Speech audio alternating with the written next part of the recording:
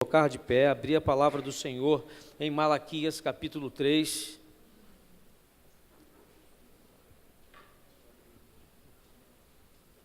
Malaquias capítulo 3, verso 12. Se você puder, abra a palavra de Deus comigo.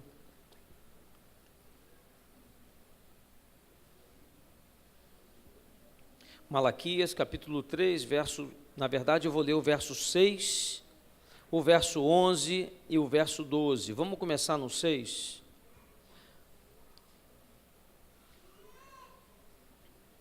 Diz assim a palavra do Senhor, verso 6. Porque eu, o Senhor, não mudo. Por isso vós, ó filhos de Jacó, ou seja, eu e você, não sois consumidos. Nós não somos consumidos porque o Senhor não muda. E o verso 11 diz assim: por vossa causa, por nossa causa, eu, você aqui nesta tarde.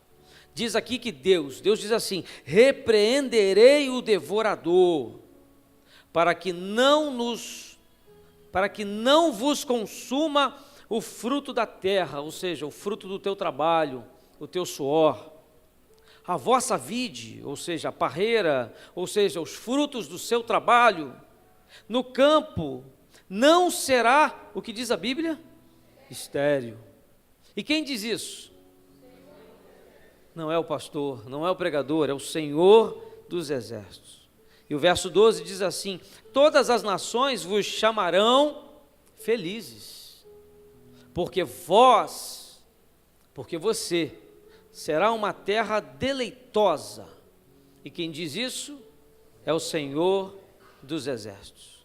Oremos ao Senhor. Deus, nós te pedimos graça e favor neste momento, Pai, para ministrar a tua palavra. Deus, nós confiamos no teu Espírito Santo. Deus, te pedimos que esta palavra nesta noite, ela nos leve a um lugar, Deus, da tua compreensão. Deus, eu te peço isso, que haja um entendimento não só humano, mas um entendimento espiritual sobre a vida financeira do teu povo, Pai, e que cada um aqui, Deus, encontre na tua palavra,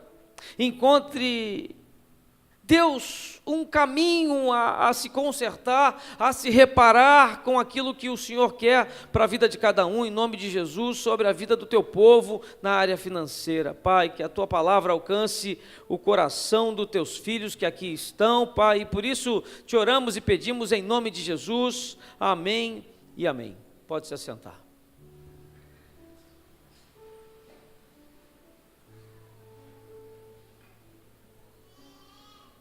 Eu gosto de olhar para grandes homens de Deus, homens mais velhos do que eu, caso aqui do diácono Fernando, um pouco mais só, mas homens experientes, homens que já percorreram uma estrada maior do que a minha, para que eu possa dali tirar um exemplo para a minha vida e perseguir a minha trajetória, a minha caminhada, a minha vida, né? E eu olho para homens aqui na nossa igreja, né? Eu não preciso citar nomes, mas para homens que são grandes homens de Deus, fiéis à tua palavra, homens de verdade, homens que cumprem a tua vontade.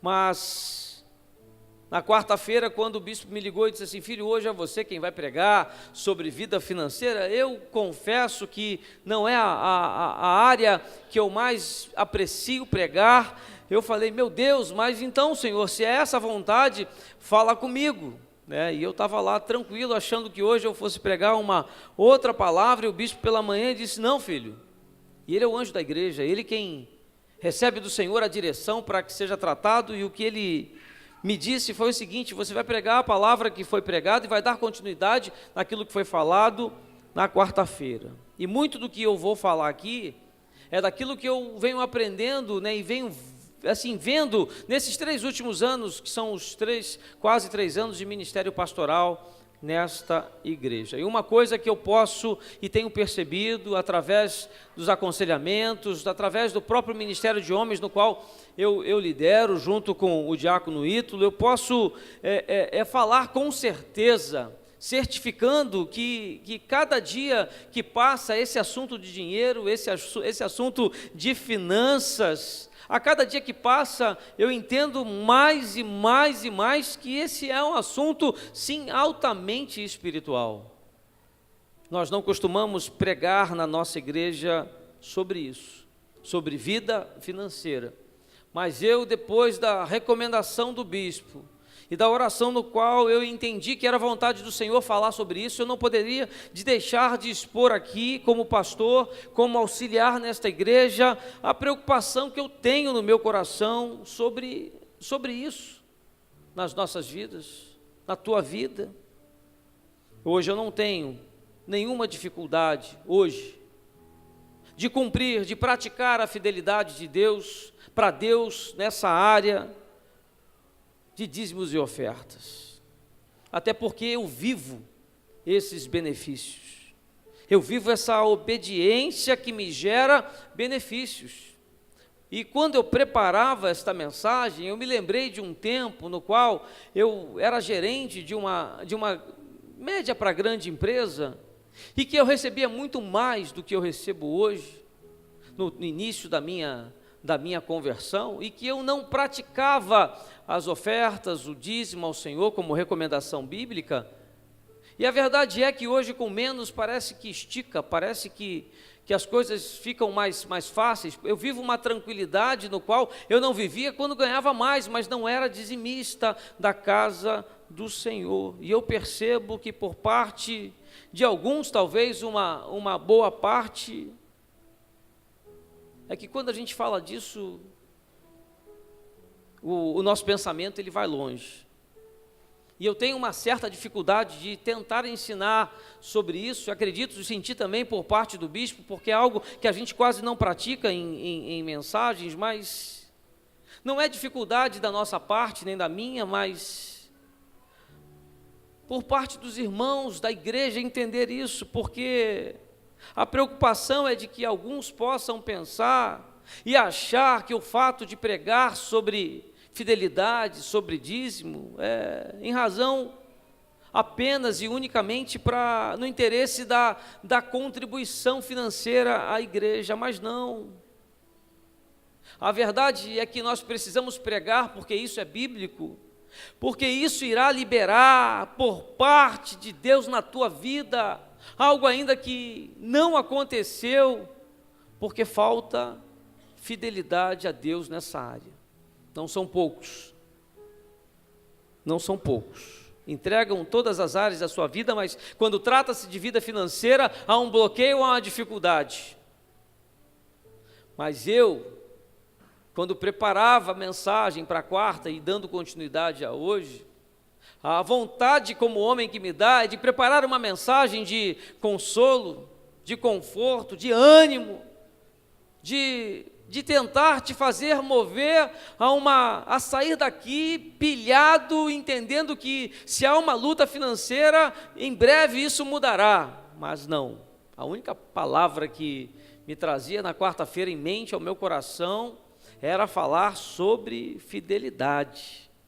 Aí eu passei a tarde de quarta e de hoje orando e muito, porque falar desta parte é difícil, mas é questão de honrar o meu Senhor junto à igreja, porque precisamos falar, porque a vontade do Senhor não é mais a minha, mas a dele, falar sobre dízimos e ofertas.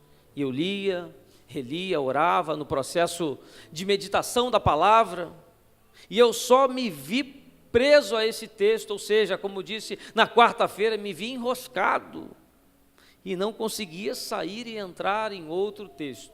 E por isso o bispo de manhã pregou no mesmo texto, com tópicos diferentes, mas pregou, mas disse algo que foi dito na quarta por mim, e eu entendi que era o Espírito Santo de Deus falando através do bispo dessa manhã também, que nós começamos a entender que há uma dimensão, nessa promessa, no versículo 10 aqui, que diz assim, que janelas serão abertas. diz que bênçãos serão derramadas, se fiéis ao Senhor nós seremos. Na parte B do versículo 10 diz assim: e provai-me.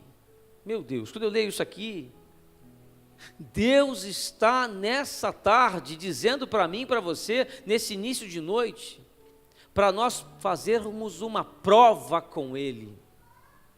E provai-me nisto, diz o Senhor dos Exércitos, e se eu não vos abrir as janelas do céu, olha o que Deus está dizendo, e se eu não derramar sobre vós bênçãos sem medidas, provai-me que isso acontecerá.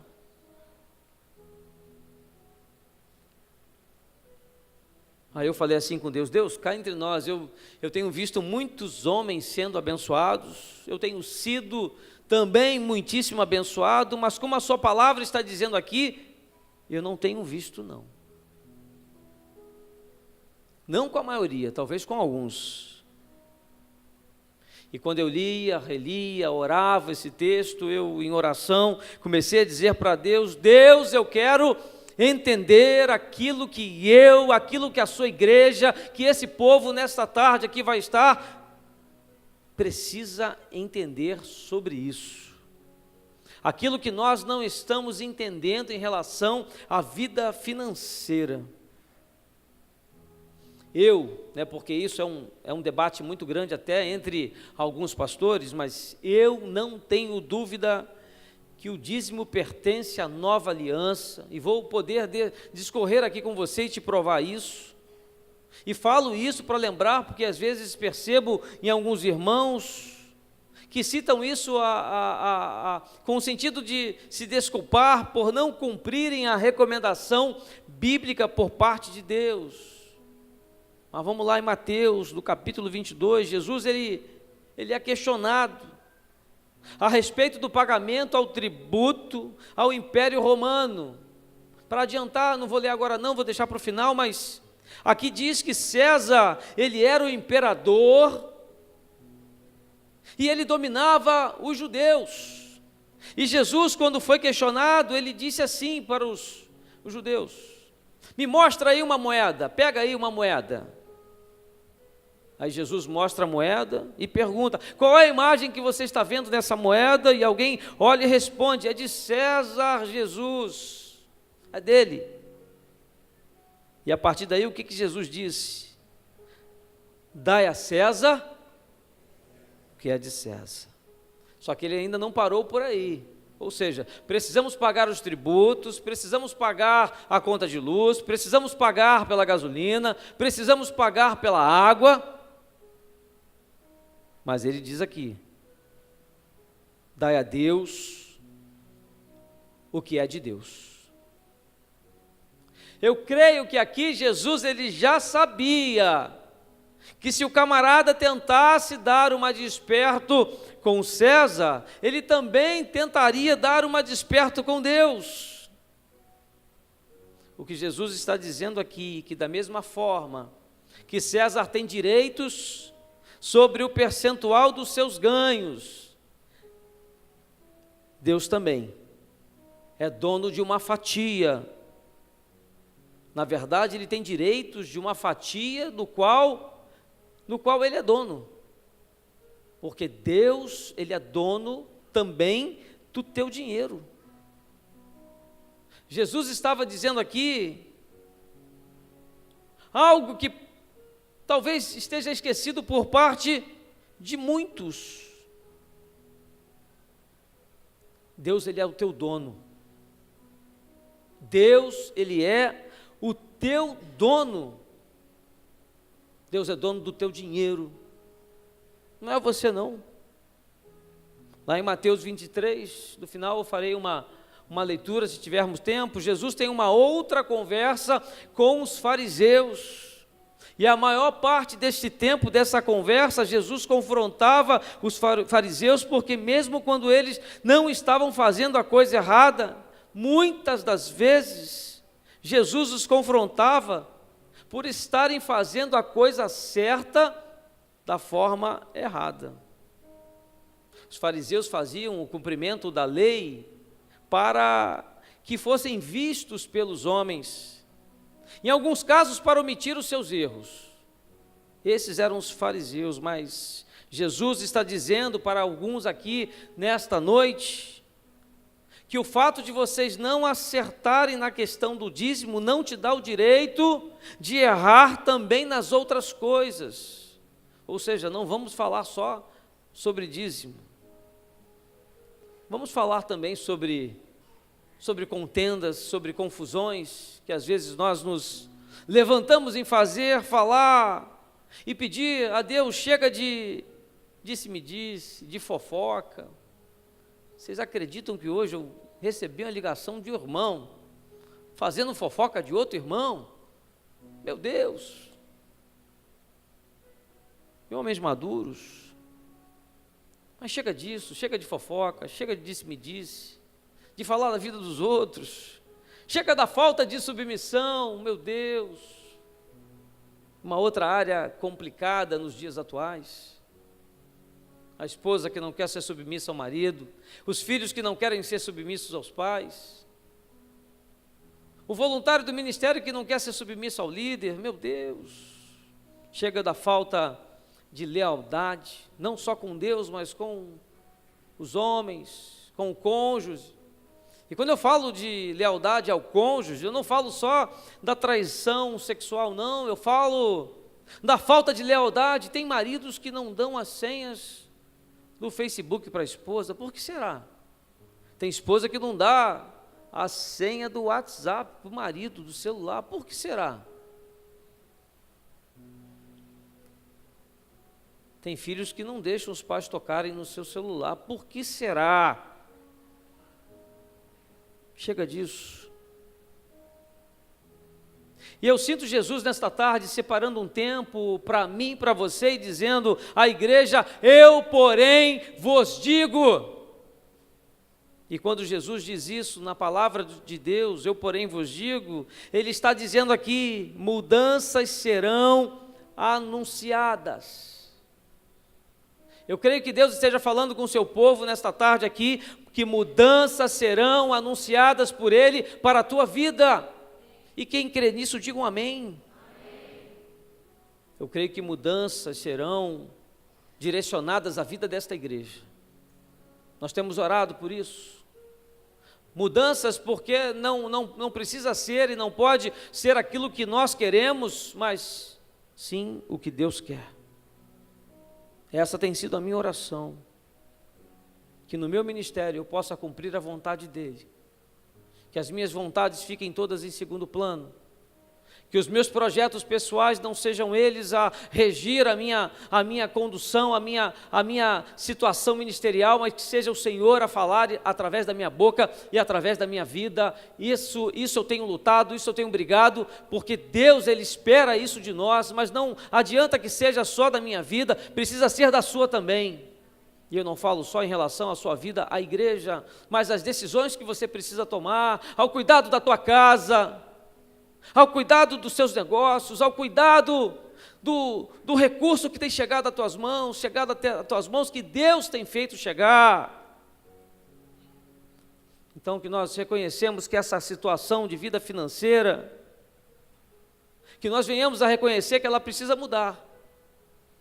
Nós aqui não sabemos, talvez eu saiba mais do que o bispo, mas a verdade é que ele não sabe quem dizima, quanto entra, ele tem o resultado final, ele não tem acesso às finanças. Mas a verdade eu falo isso porque é um compromisso seu, não é comigo, não é com a igreja, mas é com o Senhor, é com Deus. E Deus, nesta noite, quer anunciar mudanças na tua vida, nesta área, no teu trabalho, na tua rentabilidade. E eu não quero aqui nesta noite te convencer, não quero te convencer que é preciso mudar, não, o seu pensamento sobre dízimos e ofertas, eu não quero. Isso não cabe a mim, isso cabe a Deus. Mas o meu objetivo, a minha oração, é que Deus possa mostrar a você o que está por trás disso tudo, o que está por trás dessa questão de fidelidade ao Senhor nosso Deus. Eu quero te mostrar que a questão da oferta ao Senhor é um ato profético que celebra a redenção de Deus em nossas vidas. Preste bem atenção na palavra redenção. Quando você dizima, quando você oferta, você não está trazendo à igreja, ou ao pastor, ou ao bispo, uma contribuição. Não, não é isso. Quando você dizima, é uma celebração, essa é a palavra. Celebração da redenção da tua vida para com Deus, no qual te deu a salvação e te resgatou de todo mal, do inferno que você vivia. Quando dizimamos, nós celebramos o resgate de Deus sobre as nossas vidas. E o que eu quero dizer com isso é que a tua vida é de propriedade de Deus. A palavra nos diz isso. Em Levítico capítulo 25, se você puder ler comigo.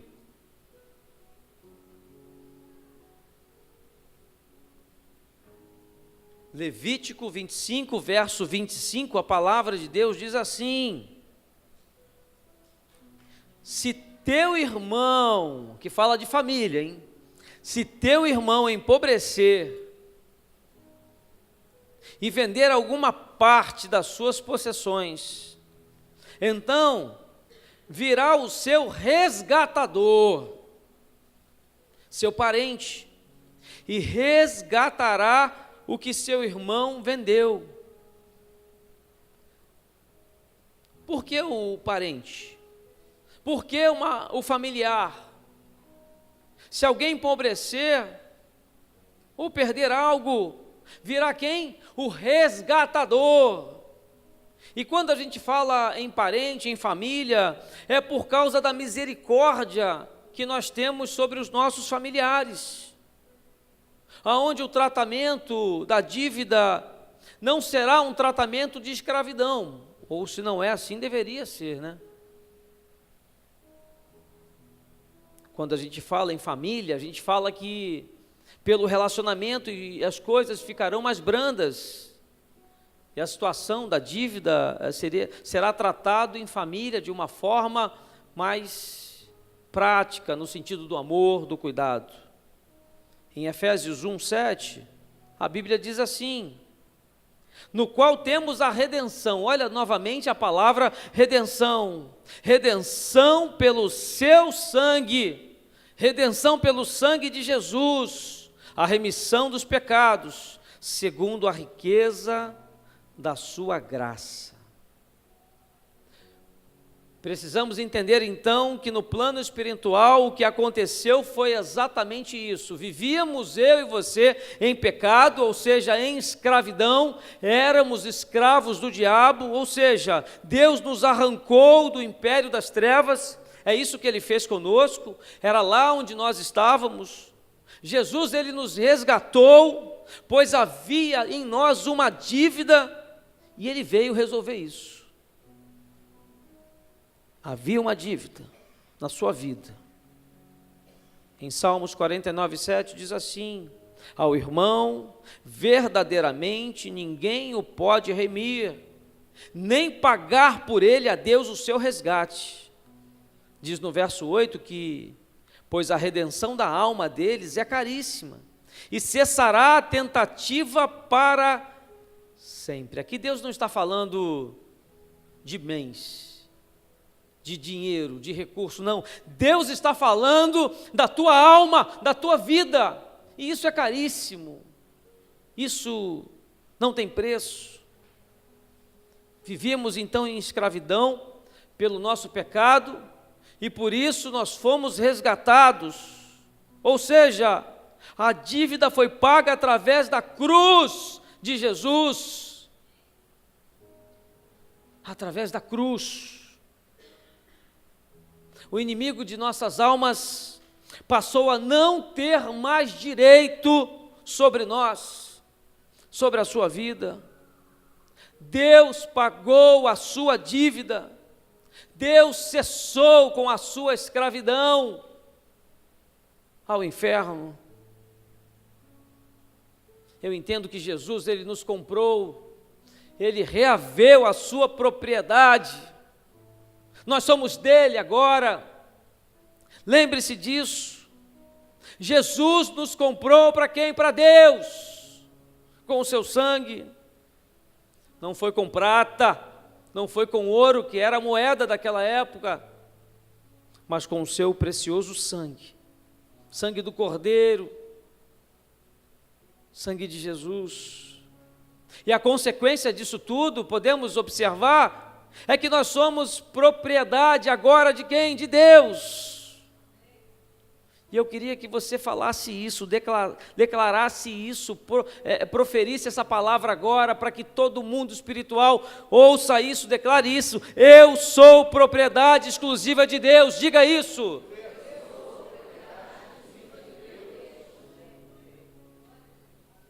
Essa é a verdade. E quando nós entendemos isso, passamos a ter uma outra visão sobre vida cristã. Essa é a verdade. Quando eu entendo que tudo que eu tenho, tudo, não é meu. Quando eu entendo que a minha família é de Deus, e Deus me colocou aqui para gerenciar a minha família. Quando eu entendo que os meus negócios são de Deus, eu apenas gerencio os meus negócios. Quando eu entendo que meu carro é de Deus, eu apenas gerencio para onde ele vai, mas é de Deus. Quando eu entendo que a minha rentabilidade, o suor do meu trabalho, o meu recurso financeiro chega até a minha mão, quando eu entendo isso, eu entendo exatamente tudo que sou, e tudo é dele. É isso. Jesus, ele não nos comprou apenas em 10% do que somos, ou 10% do que ganho, ou 10% do que tenho. Não, Jesus comprou 100% da sua vida. O reino de Deus custa tudo o que temos. Temos que aceitar e entender e reconhecer a legalidade do ato de compra de Deus sobre a nossa vida. Essa é a verdade. A palavra Senhor, nos originais, significa dono. Ou seja, a palavra Senhor, para a tua vida, precisa ser entendida que é dono, Ele é o nosso dono. Ou não é? Se não é Ele, quem é? Para muitos, todas as áreas da sua vida, Ele é o dono, mas quando fala de vida financeira, aí deixa comigo. Aí Deus não precisa meter aqui o bedelho dele, não, deixa que eu cuido. Não tem mais no mercado, mas tem um livro do bispo Roberto Macalister, fundador da denominação Nova Vida, que fala muito sobre isso. Mas a minha oração, quando preparava esta mensagem para a quarta e para essa continuidade, nesta tarde, dessa noite de domingo, era que eu e você, nós nos conscientizássemos, que nós reconhecêssemos que precisamos nos curvar diante de Deus, sobre aquilo tudo que Ele tem feito chegar às nossas mãos. É uma palavra difícil de entender, é uma palavra até difícil de pregar, mas é a verdade. E mais uma vez eu vou dizer para você, eu me separei da minha família nesta tarde, e o meu pedido, a minha oração era que você entendesse nesta tarde, nesta noite, que precisa reconhecer na sua vida financeira o poderio, o comando de Deus. Porque quando nós não deixamos Deus trabalhar nessa área da nossa vida, quem trabalha é o diabo. Pastor Dorothy sempre dizia isso nas mensagens dele.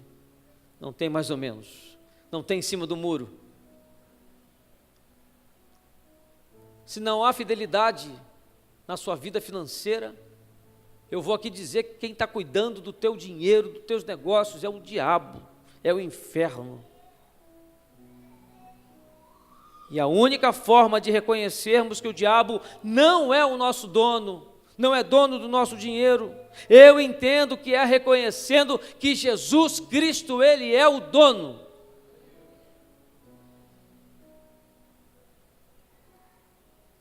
De manhã o bispo falou que Deus quer nos tratar como família, como congregação, como igreja, para que não haja aqui nesta igreja nenhuma vida como escravo do diabo, nenhuma. Essa é a função da igreja. E por isso esta palavra, em Gálatas 4:4, se você quiser e puder ler comigo, Gálatas 4:4.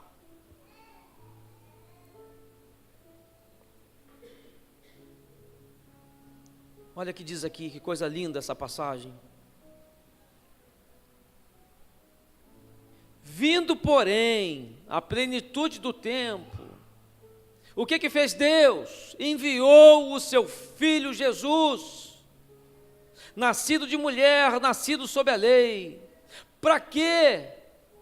Para resgatar os que estavam sob a lei. A fim de que, igreja? A fim de que recebêssemos a adoção de filhos.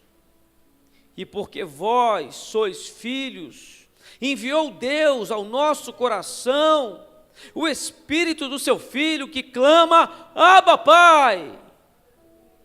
Aí o verso 7 vai dizer assim: de sorte já não és escravo, porém filho de Deus, e sendo filho também herdeiro por Deus. Aí o verso 8, olha o que diz aqui: outrora, porém, não conhecendo a Deus em todas as áreas da sua vida. Olha o que vai acontecer com quem não entende o que está sendo aqui ministrado: servieis a deuses que por natureza não o são. Não se torne um escravo do dinheiro, não se torne um escravo do trabalho. Tem pessoas que trabalham 2, 3, se pudesse trabalhariam 4 turnos, e não tem tempo para Deus, não tem tempo para a família, não tem tempo para o descanso, não tem tempo para nada, porque só pensam no recurso, só querem aumentar o valor na conta, e acaba servindo ao dinheiro. Eu conheço grandes empresários que estão cheios de dinheiro onde eu trabalhei, mas quando eu chego lá, os caras estão acabados, arrasados, a família separada, não vê filhos há semanas. Eu penso, o que adianta esse dinheiro? O que adianta? Aí eu sempre preocupado, vou pagar os meus micos. Como é que está a tua esposa? A falecida? Eu falei, morreu? Não, eu separei. Jesus, mas podia dar em outra coisa. Como é que está o seu filho? Meu filho está envolvido com as drogas, mas também trabalha, não tem tempo de bater um papo, de conversar, de sair, de cuidar, de falar com o filho, não tem, é só dinheiro, trabalho.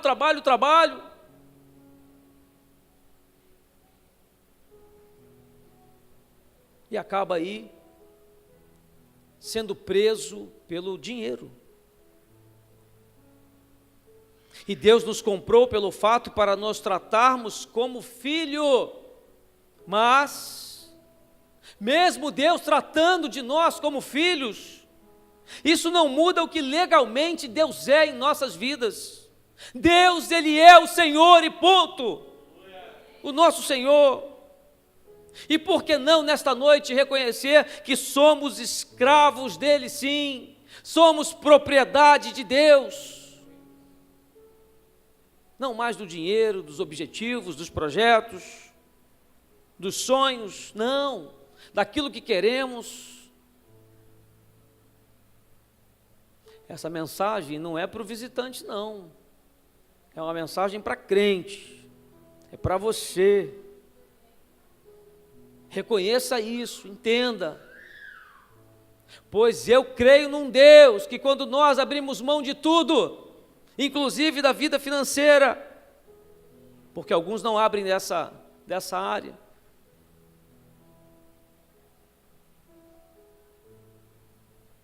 eu acredito num Deus que nos dá uma nova vida, uma nova fase, um novo momento com Ele, quando reconhecemos isso.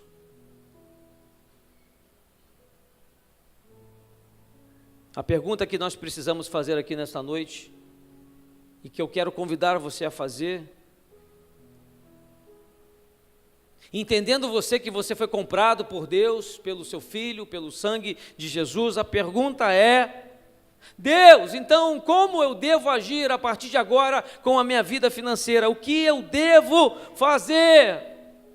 E comece a perguntar isso a Ele, caso você não tenha até hoje cumprido a vontade do Senhor. Comece a perguntar: Deus, como é que eu resolvo isso? Como é que eu regularizo a minha situação com o Senhor? Como é que eu reconheço que o Senhor toma conta da minha vida, dos meus bens, dos meus negócios, e não o diabo? Como isso? Eu vou ler aqui um versículo, verso 20. Preste atenção. Em Coríntios 6, diz assim: porque fostes comprados por preço. A palavra de Deus diz que você e eu, nós fomos comprados por preço. Aí o que a Bíblia nos diz após isso? Agora, pois, recomenda a você e a mim nessa noite: glorificai a Deus com o vosso corpo.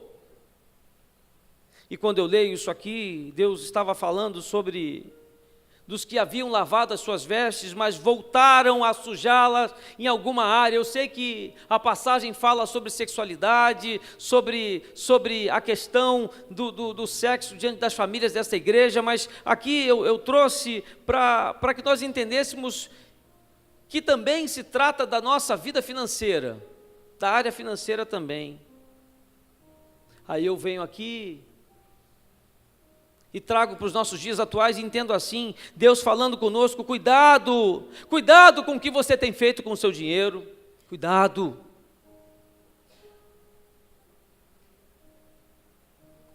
com a retenção que você tem feito daquilo que é de Deus.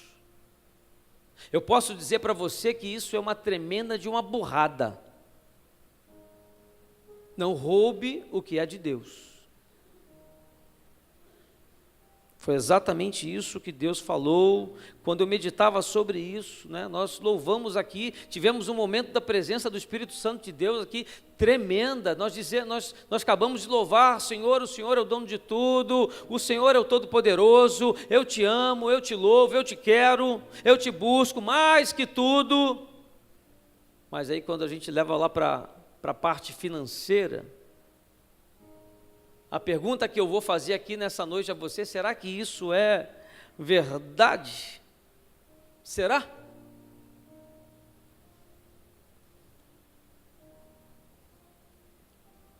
Eu queria que você proferisse mais uma vez uma palavra comigo, mas só abra a tua boca para repetir isso se você concordar. Aqueles que quiserem, digam assim: eu não sou de mim mesmo.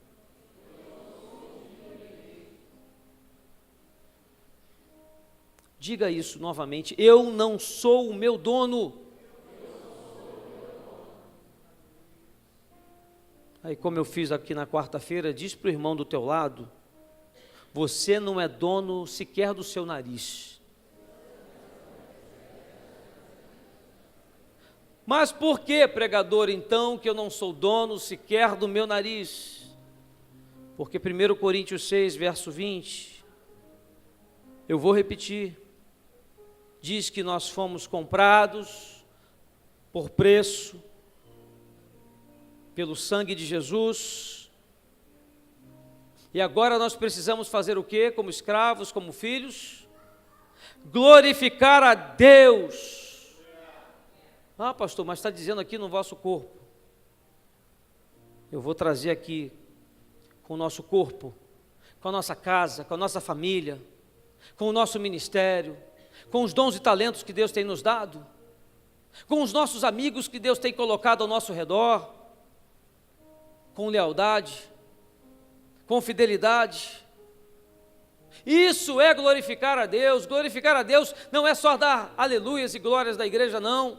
Glorificar a Deus é ser fiel a Ele, inclusive nessa área. Quando Jesus comprou, quando Ele comprou você, quando Ele comprou você por completo. Ele comprou o seu corpo, como disse aqui em Coríntios. Ele comprou o que você é, Ele comprou o que você tem. Para teu conhecimento, Ele comprou aquilo que você vai ter. Ele comprou aquilo que você vai ser. Ele comprou. E a partir daí Ele passou a ser o Senhor e dono da tua vida, inclusive na área financeira. Essa foi a revelação que eu recebi de Deus na quarta. E por isso a palavra ministrada pelo bispo nessa manhã e também nesta noite. A verdade é que, reconhecendo isso, a gente vai passar a praticar o amor ao Senhor de forma prática, ou seja, vai viver uma vida cristã diferente daquilo que nós vivíamos até aqui. Essa é a verdade. A Bíblia nos fala sobre mordomia. Aí eu fui tentar entender o que é mordomia na Bíblia. Eu fui entender através dos originais que mordomia é gerência. Mordomia é você entender que tudo que você tem é de Deus e você apenas gerencia. Mordomia é você cuidar daquilo que não é seu. Ou seja, nós apenas cuidamos daquilo que é de Deus. O dinheiro não é seu. O seu carro não é seu. Tem uns camaradas que quando lavam o carro, não dá nem carona para o irmão. O carro não é seu. O carro é para o reino, dê carona. Essa é a verdade. O dinheiro não é seu. Aqui diz que você não pode fazer o que quer, essa passagem que lemos.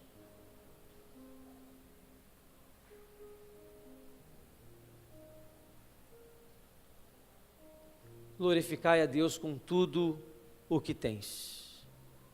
Glorificai a Deus com os recursos que têm chegado até tuas mãos.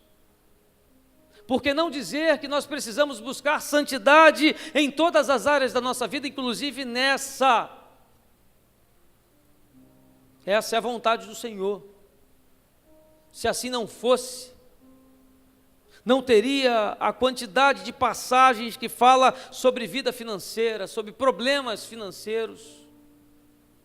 Quantos estão enrolados, devedores, sendo apertados pelos cobradores, alguns em desesperos, indo até a agiota, meu Deus, sofrendo ameaças, invasões de suas casas, perca de seus bens, por causa de uma área mal gerenciada, mas que nessa noite, essa palavra redenção venha para essa área da tua vida também, ou seja, renda-se em tudo e deixa Deus cuidar.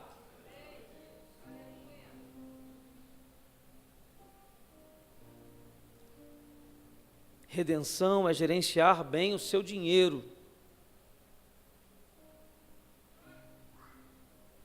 Que na verdade não é seu. Deixa eu consertar o que eu acabei de falar. É de quem? É de quem? A minha atitude correta com o meu dinheiro faz com que eu glorifique a Deus. Quando eu uso o meu dinheiro bem, eu celebro a Deus. Essa é a verdade. E eu quero te chamar a um reconhecimento e te dar uma chance de correção. Eu não quero expor ninguém, pelo contrário, eu vou convidar que todos aqui fiquem de pé e que cada um tenha um momento de intimidade com o Senhor nosso Deus, possa pedir perdão o mais rápido possível, porque Ele é um Deus que nos perdoa. E precisamos, como igreja, tratar desse assunto sem medo. Tivemos uma conversa essa semana e o bispo falou da dificuldade de tratar desse assunto, e a palavra que me veio é que nós pregássemos sem medo, sem preocupação, medo de retaliação e comentários a respeito. Não, é a palavra de Deus, é a palavra de Deus. De manhã o bispo chegou a dizer que se você não entende isso, talvez aqui não seja a sua igreja. Uma palavra um pouco pesada, mas essa é a verdade. Deus está a nos observar, está a nos sondar, está a fazer uma leitura do que realmente pensamos e por que não fazemos. Mas que haja nessa noite algo diferente da tua parte para o Senhor, porque eu creio que, não sou eu, nem o bispo, nem o pastor Renato, mas eu creio que Deus espera uma resposta de nós.